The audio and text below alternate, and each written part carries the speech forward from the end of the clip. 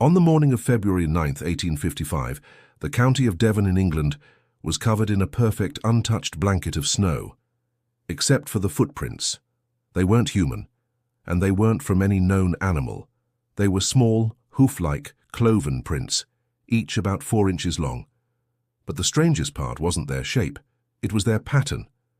They were laid out in a perfect single file, one in front of the other, as if made by a creature walking on 2 legs. This was not an isolated discovery. As the sun rose, a wave of quiet panic swept across the county. The same uncanny line of tracks was being found everywhere. For over 100 miles from the southern coast to the northern farmlands, something had gone for a walk through Devon in the dead of night. And the path it took was impossible. This is where a strange local event becomes one of history's greatest and most unsettling riddles. The trail of the devil's footprints, as they were soon called, defied all logic and physics. The tracks marched in a dead straight line for miles. They went through private gardens, across walled estates, and into enclosed courtyards. They were seen on both sides of the River Exe, implying the creature had simply walked across the water. Most terrifyingly, they went over buildings.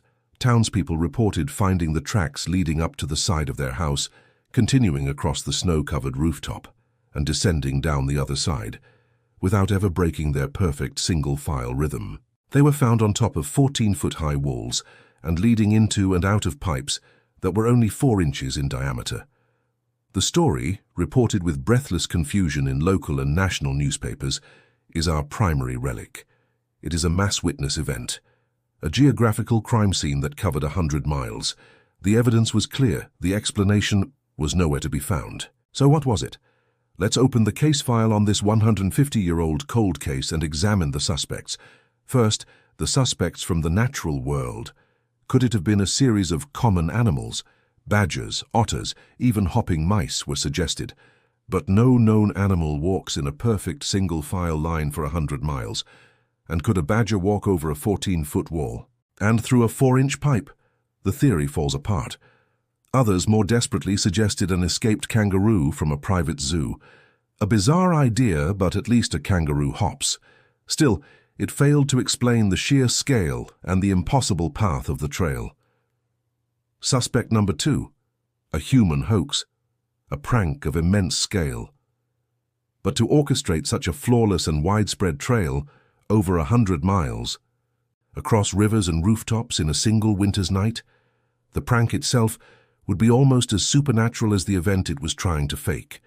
And that leaves the suspect that was on the lips of the terrified, God-fearing people of Devon in 1855. They believed the tracks were left by something unholy, something that didn't need to obey the laws of man or nature. They believed it was the devil himself. Armed posses were formed, and people huddled in their homes, terrified of what might be walking in the dark. To this day, the mystery of the devil's footprints remains unsolved. Every single rational explanation, when held against the wealth of eyewitness accounts from that morning, simply fails. It is a perfect, historical cold case written in the snow. A silent, unsettling piece of evidence that suggests that on one cold winter's night in Victorian England, something impossible went for a walk and left behind a riddle that we are no closer to solving today than we were then.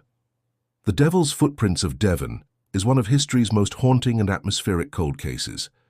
What is your best theory for what left the impossible trail in the snow?